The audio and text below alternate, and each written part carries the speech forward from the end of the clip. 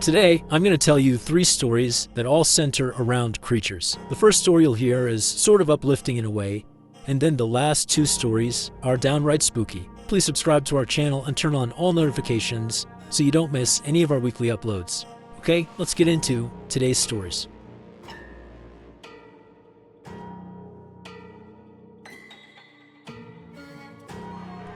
On the evening of December 24th, 2001, a 48-year-old businessman named Kevin Butler was in his kitchen inside of his home in Dallas, Texas, preparing food.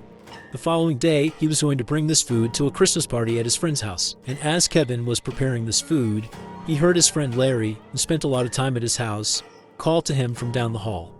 Now, Kevin didn't really hear what Larry wanted, but he could tell from the tone of his voice that, he wanted him to come over there right now. And so Kevin said, okay, I'll be there in a second. But then, after washing up his hands and beginning to walk down the hall to go see Larry, Kevin heard another sound that stopped him in his tracks. He heard the sound of 2 men's voices coming from outside of his house. The men sounded drunk, and they sounded like they were literally in his front yard.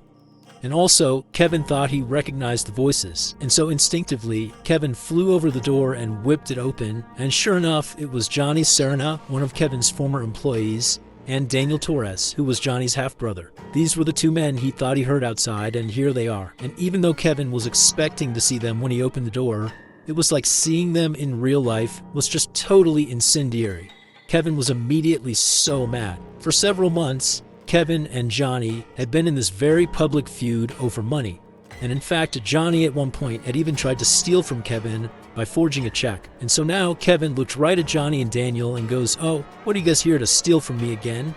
And in response, Johnny didn't say anything. He just charged forward and punched Kevin square in the face. Kevin was so stunned that he practically fell over, and then before he could do anything, Johnny and Daniel had pummeled him to the ground and were kicking and punching him, and then they dragged him further into his house and slammed the door behind him. Kevin continued to try to get away, but he just couldn't. One of the brothers was holding him down, and then before long, one of the others had gone off and come back with electrical cord, and they tied him up.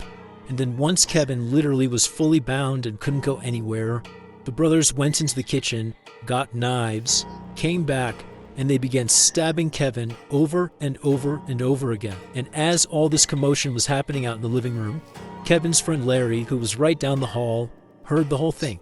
He heard the sound of, the 2 drunk guys coming in. He heard the sound of Kevin clearly being attacked. And at first, Larry was terrified and didn't know what to do. But as he heard the sound of Kevin screaming out for help, Larry jumped into action. And he flew down the hallway and he charged out there, and he saw Daniel still on top of Kevin stabbing him. And Larry just went right after Daniel. Now, Larry was unarmed and really didn't stand much of a chance to begin with, but he did whatever he could to try to get Daniel off. He began biting and scratching him and doing whatever he could, but it wasn't enough. And eventually, Daniel overpowered Larry, and then before long, Johnny and Daniel were not just stabbing Kevin, but were also stabbing Larry. And so in the end, both Kevin and Larry, the 2 friends, were stabbed to death.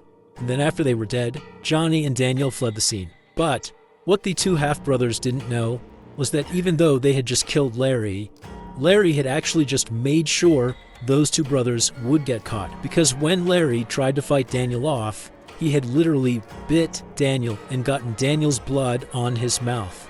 And ultimately, when the police showed up, they took the blood from Larry's mouth, and that was DNA evidence, and it led them right to Daniel. And so Daniel and Johnny were soon arrested and charged with murder. However, they were only charged with 1 murder, and that's because during the attack, when Larry flew down the hall to try to protect Kevin, well, he literally flew. Because Larry was not a person. Larry was Kevin's pet cockatoo, and he was named after Larry Bird. Kevin had adopted Larry 2 years earlier, and the 2 had become like best friends. And so when Larry heard his best friend Kevin being attacked, he flew in to try to help, and he wound up clawing and pecking at Daniel's head, ultimately getting Daniel's blood on his beak, which led to their arrest. Daniel Torres and Johnny Serna were both ultimately convicted of murder and sentenced to life in prison.